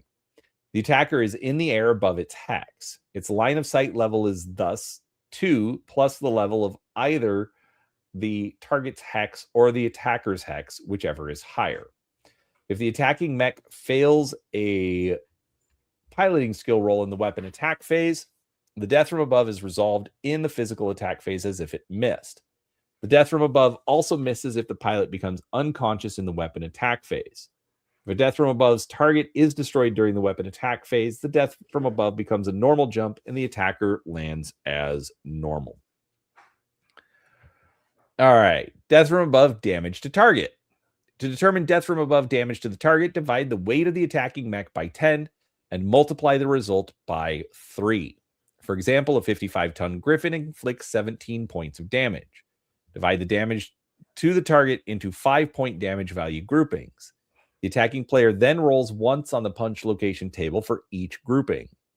For example, a 12-point death from above forms 2 5-point groupings and 1 2-point grouping, and each grouping is assigned as a separate hit.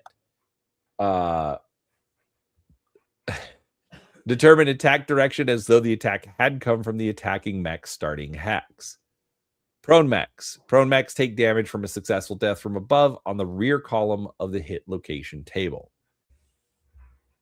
Which, yeah, and if they're prone, I guess they could technically take damage to any location. So, makes sense. Yeah.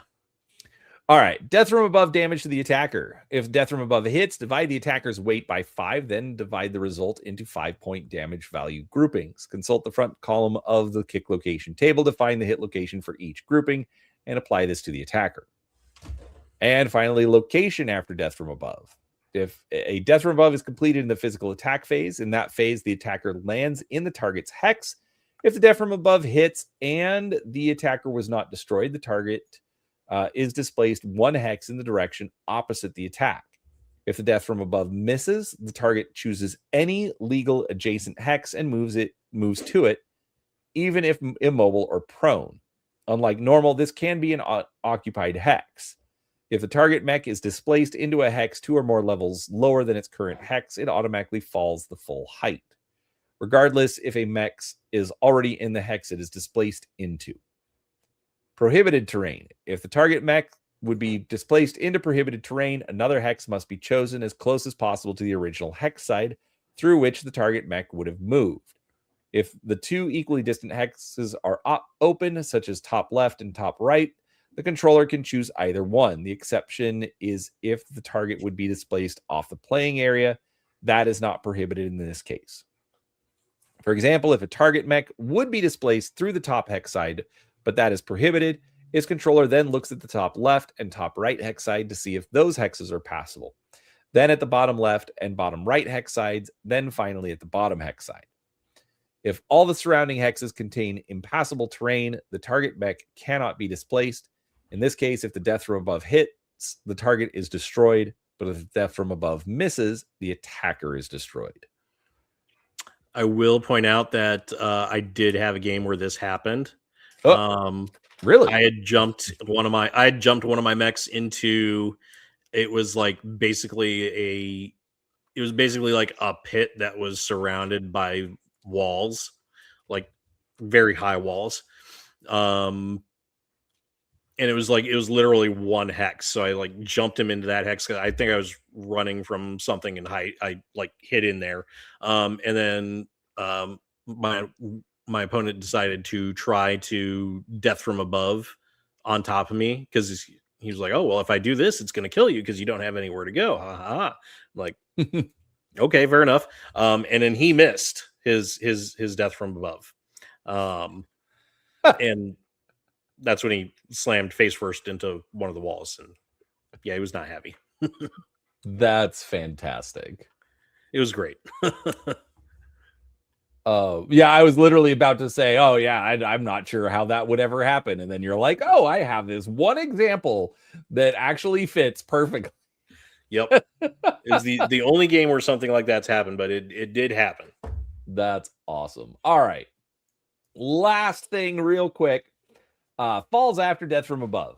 After successful death from above attack, the attacker makes a piloting skill roll with a +4 target number modifier. If the displacement resulting from a successful DFA did not already cause the target mech to fall, then it must make a PSR as well. If either mech fails its PSR, it takes damage from a 0 level fall. On an unsuccessful attack, the attacker automatically falls, treated as if it had fallen 2 levels. Roll on the facing after fall table to determine facing. But the hit location for this damage is always the rear. So don't be afraid to keep your rulebook on hand, folks. It's death from above. It's not supposed to be easy, but it's supposed to be really, really fun if you manage to pull it off. Yes, it's probably one of the most fun and satisfying attacks. If it works, if you can do it, it's one of the most fun and satisfying attacks that you could possibly do. But as you can tell, also complicated. All right, very complicated. Tell us about kick attacks. All right. Kick attacks. Base target number, piloting skill -2. A mech cannot kick with the leg if it fired weapons mounted in that leg that turn. To make a kicking attack, both hip actuators must be undamaged, and the target must be in the kicking mech's forward arc based on its actual facing. Ignore torso twists. Kicks have a damage value of 1 point for every 5 tons of the attacking mech's weight, assigned as a single damage grouping. Determine the damage location by rolling 1d6 and consulting the appropriate column of the kick location table, if the target is standing. Kick locations in parentheses apply to 4-legged mechs. If a mech is kicked, it must make a piloting skill roll, see page 57. If a mech attempts a kick attack and it misses, it must make a PSR, piloting skill roll. 4-legged mechs. A quad mech can choose to kick into its rear arc instead, provided the hip actuators of both legs used in the kick are undamaged. Resolve the kick exactly like a standard kick, but with an additional +1 base target number modifier for a base target number modifier of piloting skill -1. Critical damage. Reduce kick damage by half for each upper and lower leg actuator damaged on the attacking mech, rounding down. This is cumulative. For example, an attacker with 2 leg actuators damaged reduces its kick damage to 1/4 its base value. So kicking is, I will say kicking is one of those physical attacks that I almost always do if I'm in base-to-base contact, just because there's not there's no reason not to, really. Because at the very least, you connect, you do some damage, and at best case scenario, you might knock the person down. Yeah, and it doesn't generate heat. You know, you can still do it if you fired your weapons. Mm-hmm. So yeah, I mean, I hadn't thought about it, but yeah, there's almost no reason not to do it. Yep. Also, kicks have damage value of 1 point for every 5 tons. Yep. So that's if you're an Atlas and you're kicking, if you're an Atlas and you're kicking, you're doing AC 20 level damage. Okay, I think I'm dumb for not having done that before. All right, physical weapon attacks. Base target number, see physical weapon attacks table. Some mechs are equipped with arm-mounted melee weapons such as the sword, the hatchet, and the mace. A mech cannot use a physical weapon in an arm if it fired weapons in that arm that turn. The target of a physical attack must be in the mech's forward arc or in the side arc corresponding to the arm in which the weapon is mounted. A mech can make only 1 physical weapon attack per turn, even if it carries a physical weapon in both arms. Quad mechs, which lack arms entirely, cannot make physical weapon attacks. Before making a physical weapon attack, consult the physical weapon attacks table to determine the base target number for the physical weapon being used. The damage delivered by a successful attack using that weapon, also shown on the table, is based on the total tonnage of the mech wielding the weapon. Note that a missed attack using a mace will force the attacker to make a piloting skill roll to avoid falling as their mech becomes unbalanced. By default, physical weapon attacks roll on a regular hit location table, but the player making the attack may choose to use the punch or kick location tables instead. Doing so requires that the attacker to declare that intent before making the attack roll and applies an additional +4 target number modifier to the roll. Note that the +4 modifier does not apply if the attacker is already forced to use the punch kick locations tables due to attacks from different elevation levels. Punch attacks. If a mech mounts a physical attack weapon in an arm, it cannot make a punch attack with that arm as long as that physical attack weapon is intact. All right. Punch attacks. A mech cannot punch with an arm if it fired weapons mounted in that arm that turn. A mech may punch with one or both arms each turn. Oh, okay, yeah. Getting into this punching with two hands. A separate attack roll is made for each arm. All punch attacks must be made against targets in the attacking mech's forward or side firing arcs. If the target is in the right or left arc, only the right or left arm respectively may punch. A punch attack has a damage value of 1 for every 10 tons that the attacker weighs, assigned as a single damage grouping. Reduce the damage by half for each upper or lower arm actuator damaged or not present, while with these effects being cumulative. Round fractions down to a minimum of 1. Determine the damage location by rolling 1d6 for each punch and consulting the appropriate column of the punch location table if the target is standing on the same level.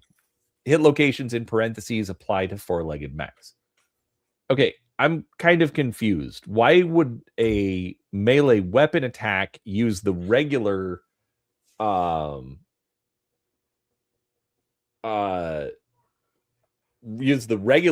damage table, but a punch attack use just the punch location table? I would think that like a physical weapon held in the hand would still just automatically target the punch locations.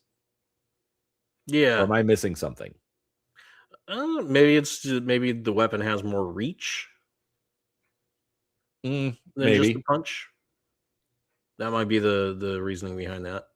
Maybe. Yeah, I mean, I could see making a difficult roll like if you wanted to use the regular table, but my brain says no, it should be in the punch location. But anyways, that's my nitpickiness. Yeah. All right, missing destroyed actuators. A mech cannot make a punch attack with an arm if the shoulder actuator in that arm has suffered critical damage. Quad mechs, which lack arms entirely, cannot make punch attacks. Mechs lacking a hand in the punching arm add a +1 target number modifier. As for a hand actuator critical hit. Mechs lacking a lower arm actuator on the punching arm must add a further +2 target number modifier. As for a lower arm actuator critical hit. In addition, as noted above, the punch inflicts only half the standard damage. Multiple targets. A mech can make 2 punches at 2 different targets, including targets in different arcs, and ignores any multiple targets modifier. Interesting. That's not a bad there. Let's see. Mark Howlett. Makes me want to bring an archer to a fight now. Right? Mark Howlett does agree with your comment about physical weapons, more reach and alternate angles as for why they would use the full table.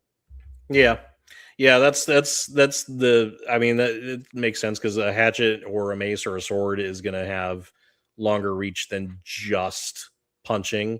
So that also kind of explains why if you want to like use the punch damage table with a weapon attack, why it's a bit harder to do so, because you're kind of trying to make an attack with a weapon in more limited space, I guess. Right. Yeah, no, makes perfect sense.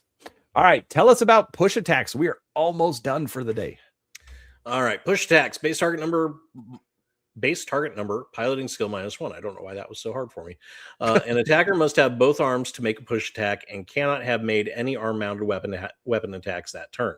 The target must be a standing mech in the hex directly in front of the attacker. Based on the orientation of the attacker's feet, a torso twist has no effect. The target must be at the same level as the attacker and cannot be performing a charge or DFA attack this turn. Quad mechs cannot make push attacks. A successful push attack does not damage the target. Instead, it displaces the target into the adjacent hex in the direction that the attacker pushes it.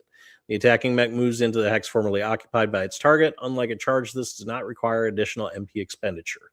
The defender must then make a piloting skill roll or fall in the hex it was forced into.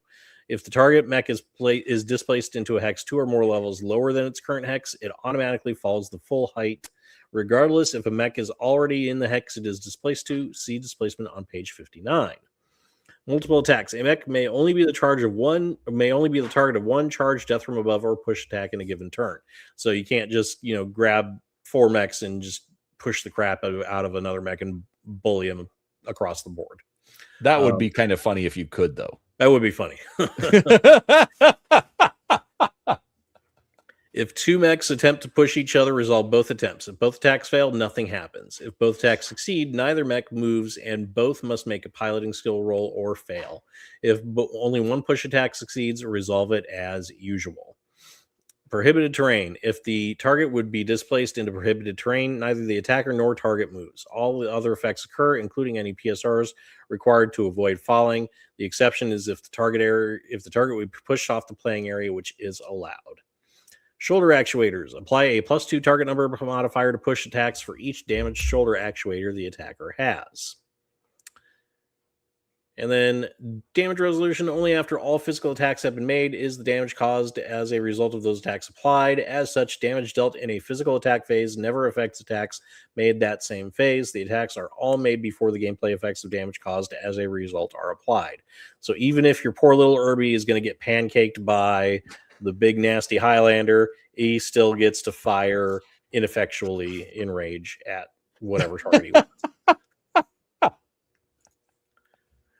All piloting skill rolls required to due to physical attacks are made at the end of the physical attack phase, i.e. after all attacks that phase, applying any modifiers resulting from the damage inflicted that phase.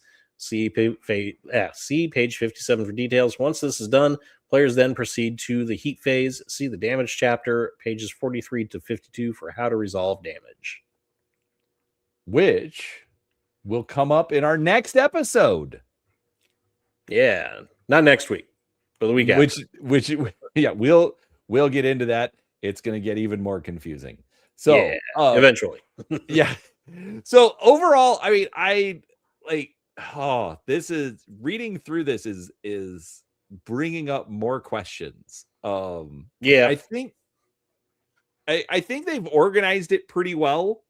So I'm not sure.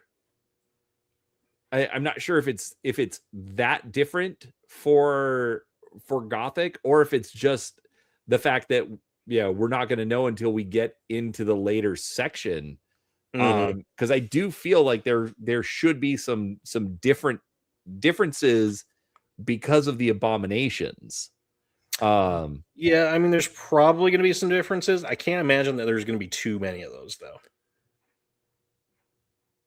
Yeah, I mean, obviously that'll come up, in future episodes. But again, I still think it's good for reading through, like, again, the number of things that I've brought up and I'm like, wait a second, has that always been there? Mark Howlett actually says he likes this one better than the one for Classic. So that is an interesting take and not one that I was expecting, Mark. Almost blasphemous, some would say. Almost blasphemous, some would say. So, all right. So with that, let's actually talk about what's coming up, or the upcoming schedule, because next week Six World is out. And I'm holding off on doing stuff or continuing this until he's available. However, the following week might get complicated. So for right now, everybody plan on the next, like I'll come back next Monday and I'll do something. What, I'm not 100% sure yet. I might just paint some miniatures. So there will be a stream on Monday, but we're not going to be continuing the deep dive of the rule book. We might continue in 2 weeks, but it might actually be 3 weeks, because in 2 weeks I'm going to Vegas for Dice Tower West. So, but I forget which day we are actually leaving. So if we leave Monday, I can leave late and we can do a stream. If we're leaving on Sunday, I'm not sure I'm going to have everything with me that I could actually do a stream on the road. So, so we may have to actually push that off a whole nother week. So I will know better next week for everyone. Yeah. So eventually, like I said, right, exactly. Eventually, but we will come back. Do make sure you're subscribed. That way, you'll see when new videos come out. And when things get scheduled. So before we go, then Six World, anything that you want to shout out? Not particularly. I mean, you got my channel over there and social media. I'm really only active on Twitter, a lot, but just search for the Six World. I'll be there. Right. And also do make sure, do check it out, because, he paints way better than I do and way faster than I do.